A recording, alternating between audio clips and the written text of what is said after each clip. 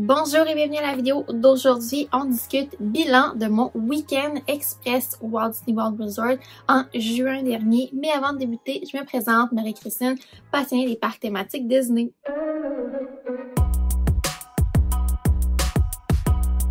Donc, pour la vidéo d'aujourd'hui, j'ai beaucoup de notes, de trucs que je veux discuter avec vous pour vraiment faire le bilan de comment j'ai trouvé mon voyage Week-end Express. Donc, je suis partie un vendredi et je suis revenue un mardi, donc quand même très condensé. Il y avait une journée de week-end férié, là. Donc le mardi c'était la Saint-Jean, donc une fête nationale au Québec pour ceux qui écoutent à l'extérieur du pays. Donc pour vous donner un contexte, j'ai terminé de travailler le vendredi vers l'heure du dîner et j'ai pris un vol vers 16h40 en direction de Toronto et c'est là mon premier point du bilan que je veux vous parler. J'ai trouvé que mon vol de départ n'était pas assez tôt puisqu'à Toronto on a eu du retard pour le décollage et ça fait en sorte qu'on est arrivé à l'hôtel vers 3h30 du matin.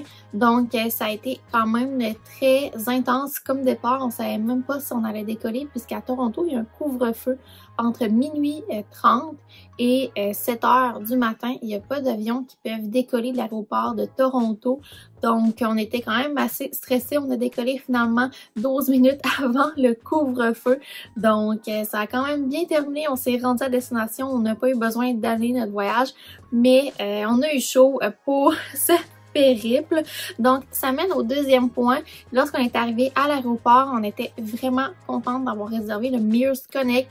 Généralement, j'aime prendre un Lyft ou un Uber de l'aéroport, mais on planifie d'arriver vers minuit et finalement, il y a eu un petit délai et vers minuit, je me sens plus ou moins à l'aise de prendre un Lyft, un Uber ou un taxi pour des raisons de sécurité, surtout qu'on était juste deux filles à voyager. Donc, on avait décidé de prendre le Mears Connect et une chance puisqu'ils nous attendaient à l'aéroport et on a pu prendre une navette express. Ils nous ont déposé quand même très rapidement à notre hôtel avec la petite navette de soir. Donc, en journée, généralement, ils ont des gros autocars et nous, pour la 3h du matin, on n'était que 3 familles, couples, amis à voyager dans ce petit autocar express. Elle a bien fait, donc tous les bancs étaient comblés, donc on était environ une dizaine de personnes à se rendre à son hôtel Disney à 3h du matin. Prochain point, hôtel.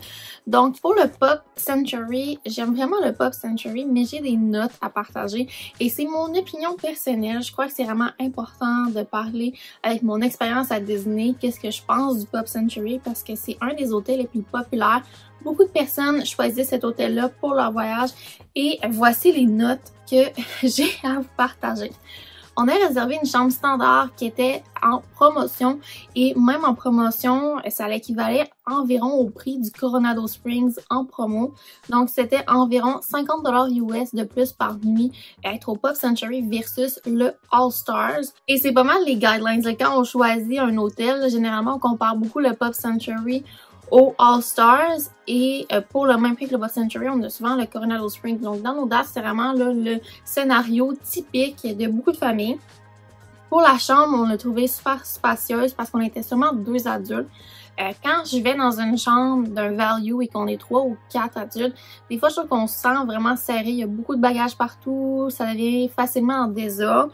Donc on a quand même trouvé ça super bien pour 2 personnes, on trouvait que c'était quand même assez spacieux pour l'espace qu'on avait dans la chambre. Par contre, la chambre standard, on a tombé dans la catégorie 90 qui est la plus éloignée de l'hôtel et pour se rendre au Skyliner ou aux autobus, on a trouvé que c'était quand même assez loin. Pour les autobus, on peut couper dans le stationnement, donc ça se fait super bien. Mais pour le Skyliner, le matin, on a trouvé que la marche se faisait bien. Par contre, en mi-journée, lorsqu'il faisait vraiment chaud au mois de juin, on a plus ou moins aimé notre expérience de revenir à la chambre et retourner au Skyliner. C'était très chaud, quand même un peu pénible. Donc, ce qu'on a fait, c'est qu'on a coupé dans les bâtiments pour avoir un peu d'ombre, pour pas être pleinement au soleil pour marcher. Donc, ça fait en sorte que nous, on trouvait que c'était quand même très chaud pour marcher jusqu'au Skyliner. Donc, si vous voulez être au Pop Century, moi, c'est le genre d'hôtel que j'aime faire en novembre et mi-mai, puisque la marche se fait pas nécessairement au gros soleil, la grosse chaleur. En été, par contre, je pense que j'aurais préféré être au All-Star. J'ai trouvé mon expérience un peu plus facile des autobus. Me rendre à ma chambre, ça aurait été un peu plus rapide, puisque l'arrêt d'autobus est comme central dans l'hôtel All-Stars au lobby. Et après, on peut facilement se rendre à notre chambre. Nous, pour le Skyliner, notre chambre était vraiment à l'opposé, au fond complètement, donc c'était quand même une bonne marche pour s'y rendre. Donc, je pense qu'on aurait dû prendre une chambre preferred au Pop si on avait eu les moyens. C'était quand même un peu plus dispendieux. Et quand je regardais les chambres preferred, je me disais « Ah, mais je pourrais être dans un moderate à la place. » Donc là, les choix étaient quand même difficiles à prendre. Pour le early entry, on a trouvé que c'était quand même assez long l'attente le matin, donc on a attendu une bonne demi-heure avant d'embarquer dans le Skyliner. Le reste de la journée, il n'y a pas nécessairement d'attente au Skyliner, mais si c'est vraiment important pour vous d'arriver tôt au early entry pour faire les attractions populaires, le Skyliner, c'est peut-être pas l'hôtel idéal pour vous pour faire le rope drop en premier dans les parcs thématiques. Donc, j'irais peut-être avec un hôtel qui offre que des autobus pour vraiment optimiser votre temps. Et en après-midi, on a trouvé que c'était pas super efficace retourner à l'hôtel. Quand on parle de Skyliner, normalement, on parle d'efficacité de transport, qu'on peut facilement se déplacer, etc.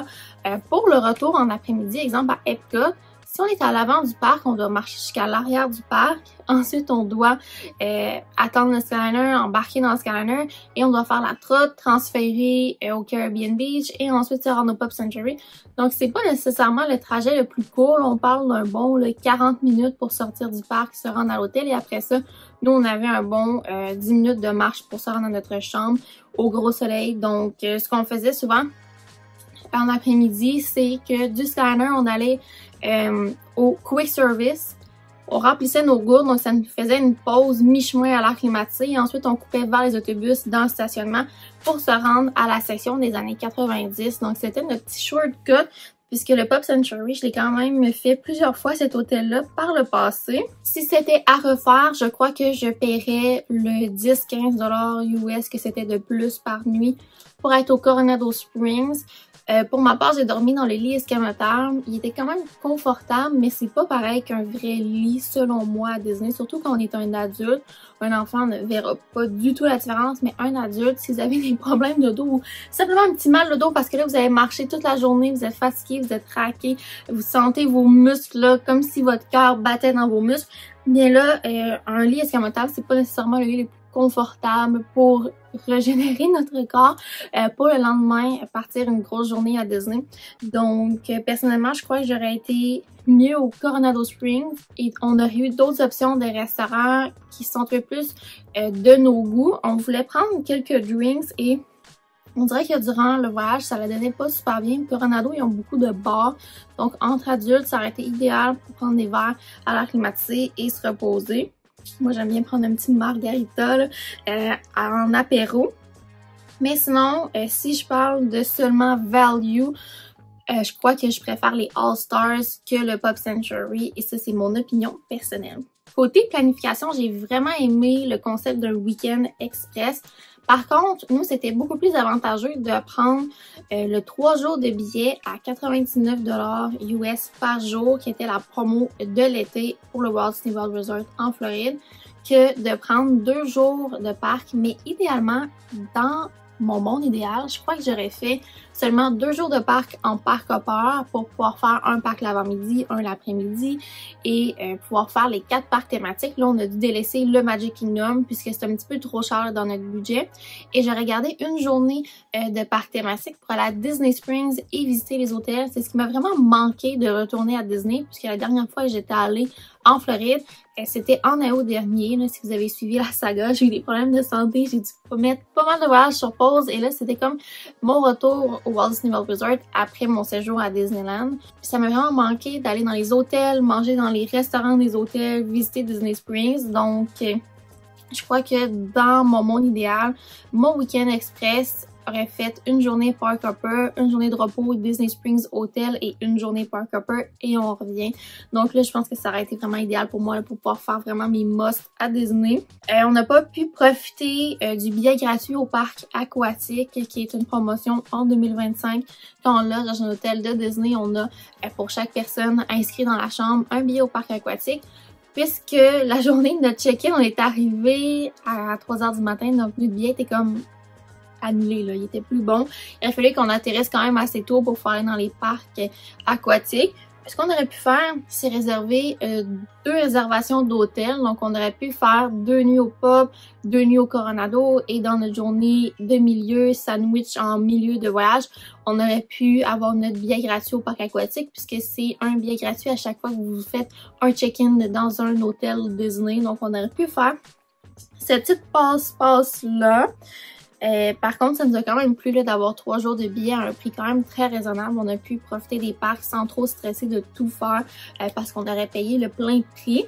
Si vous avez écouté ma vidéo là, de préparation de voyage, j'avais mis comme un budget restaurant et finalement, on a dépensé vraiment moins en restaurant que prévu parce qu'on n'avait pas nécessairement faim pour prendre des snacks en quantité industrielle comme on planifiait de faire. On planifiait de faire une grosse tournée de snacks. Finalement, on n'avait pas vraiment faim, que la chaleur, c'était quand même écrasant. Donc, on a soit beaucoup pris de repas pour enfants, partagé des repas pour adultes, ou bien il y a des repas où est-ce que on mangeait pas vraiment un repas, on faisait juste prendre un snack de temps en temps ou un repas à 2 de temps en temps. Donc, on a vraiment moins dépensé. On a fait beaucoup plus de quick service puisque quand on fait des table service, on sait à telle heure on doit manger. Et là, on dirait que nos heures de repas étaient un petit peu décalées parce que vu qu'on avait très chaud, on buvait beaucoup d'eau. On prenait également des électrolytes. J'ai l'impression qu'on faisait juste manger un petit peu de temps en temps. On n'avait pas vraiment faim pour un gros repas. Donc, ça avait vraiment bien fait de planifier des restaurants en quick service. On avait planifié seulement un table service. Et c'était parce qu'on voulait aller manger un tuna nachos au Yakinieti Restaurants à Animal Kingdom. Un plat qu'on aime vraiment beaucoup. Et ça se partage super bien. C'est une entrée, mais ça peut faire un repas pour 2 là, sans problème. Je veux parler aussi de l'aspect manque de sommeil. C'est quelque chose durant mon voyage qui nous a quand même affecté puisque lorsqu'on est arrivé à 3h30 du matin à l'hôtel, on a pris nos douches et on s'est couché finalement vers 4h, 4h15 du matin. Et à 8h30 du matin, on s'est levé par nous-mêmes avec le soleil et on a décidé d'aller à Epcot de toute manière. Donc, la première journée, on a dû vraiment combattre le sommeil et ça a fait en sorte qu'on n'a pas nécessairement maximisé notre journée à Epcot. On n'a pas tout fait dans les attractions, dans les pays, mais on s'est juste promené. On a apprécié l'ambiance et tout ça. Il faisait quand même chaud, mais là, il y avait quand même un bon petit vent là, pour nous aider à passer l'après-midi parce que généralement, les après-midi, c'est très rare en été que je reste dans les parcs thématiques. Et là, ça a été un voyage où est-ce qu'on a quand même passé des après-midi dans les parcs pour avoir le temps de faire ce qu'on voulait faire. Donc, je dirais que tout le voyage, on était un peu fatigués, mais avec l'adrénaline, ça a quand même super bien été. On s'est donné des pauses et il y a des fois où est-ce que dans les parcs, on a pris des 30 minutes, 1 heure assis à l'air climatisé dans un restaurant, à juste scroller sur notre téléphone, sur les réseaux sociaux, vraiment comme recharger notre batterie sociale. On prenait des pauses, on se parlait pas nécessairement pendant ces petites 30 minutes-là, juste pour comme se donner un petit break. Là. Donc ça, c'est quand vous êtes là entre amis là, ou entre adultes, donnez-vous des pauses où est-ce que vous pouvez pas nécessairement interagir. Ça va vraiment vous aider à ne pas avoir des arguments durant votre voyage et on veut vraiment pas faire des chicanes. Autre chose que je voulais parler, à Epcot, ça a été correct de ne pas avoir le multipass, mais à Animal Kingdom, c'est un parc que j'aurais aimé finalement avoir le multipass. Auparavant, c'est un parc qu'on n'avait pas nécessairement besoin. Mais là, il y a beaucoup de choses en construction. On n'a plus le spectacle It's Tough to be a Bug qui avait comme une attente très courte qu'on pouvait faire sans vraiment attendre. C'est une expérience en continu. Et là, puisque Dinosaur va fermer éventuellement, il y a un engouement pour faire l'attraction. Donc, on a attendu quand même 1 heure. C'était assez rare. Là, avant, j'avais plus l'habitude d'attendre entre 5 et 15 minutes pour Dinosaur. Donc, là, 1 heure, là, il fallait vraiment vouloir le faire pour une dernière fois. Donc, Animal Kingdom, ce qui a été particulier, c'est qu'on est arrivé vers 9h30 du matin et on est resté jusqu'à la fermeture. On n'avait pas le temps de venir faire une pause en après-midi puisqu'on a attendu presque pour tout dans la journée sans avoir le multipass. Donc, je crois que si vous avez seulement une journée à Animal Kingdom durant votre voyage, je vous conseille maintenant fortement d'acheter le Multipass. Nous, on était là un lundi. Ça se posait être une journée très calme et finalement, il y avait quand même beaucoup de personnes et les attentes étaient quand même assez élevées pour tout, là, d'environ 1 heure et plus. Donc, si vous êtes quelqu'un avec la chaleur qui ne veut pas nécessairement attendre debout en file pour pas être trop fatigué, je vous conseille fortement d'acheter le Multipass à Animal Kingdom. Une chose que j'ai vraiment appréciée de mon voyage, c'est qu'on a pris le temps de faire des spectacles et c'est des fois des choses qu'on prend pour acquis, on veut faire que les attractions, les spectacles, on se dit ah ils sont toujours là, nanana. Mais là cette fois-ci à Animal Kingdom, on a fait le spectacle de Nemo et du Roi Lion, ça nous a aidé de faire 2 pauses à l'air climatisé assis. À Epcot, il y a plus ou moins de spectacles. On a essayé de faire le spectacle au pavillon des États-Unis, mais il a fermé à la dernière minute, donc il n'était pas en opération. Et à Hollywood Studios, on a fait quand même beaucoup de spectacles. Donc lui, la petite sirène, lui des vilains 2 fois, vraiment très bon. Et celui de la Belle et la Bête, on aurait mis faire plus de spectacles, mais puisqu'on avait acheté le Multipass à Hollywood Studios qui en valait vraiment la peine, et bien là on était plus focus attraction, mais si j'avais fait 2 fois Hollywood Studios dans mon voyage de 2 journées, je pense que j'aurais fait une journée attraction et une journée on se concentre sur les spectacles. Il y a tellement de spectacles et d'activités sans attente à Hollywood Studios qu'on pourrait faire que ça en une journée sans problème et on aurait vraiment une très belle journée en vue. Donc une petite note comme ça si jamais vous prenez des petites notes sur le côté pour planifier votre voyage à Disney. Parlant de spectacles, j'ai trouvé que les 2 nouveaux spectacles Hollywood Studios, celui de la petite sirène et des vilains, sont vraiment un très bel ajout au parc thématique. Et j'ai trouvé que ça aidait vraiment beaucoup la foule. Donc ça attirait beaucoup de personnes et ça faisait en sorte que les attractions, les temps d'attente étaient plus raisonnables. C'était plus facile d'obtenir des Lightning Lane et la foule naviguait vraiment mieux dans le parc. Donc ça, c'est un plus que j'ai trouvé super bien du parc thématique. Les 2 nouveaux spectacles, c'était vraiment très beau, très bien fait.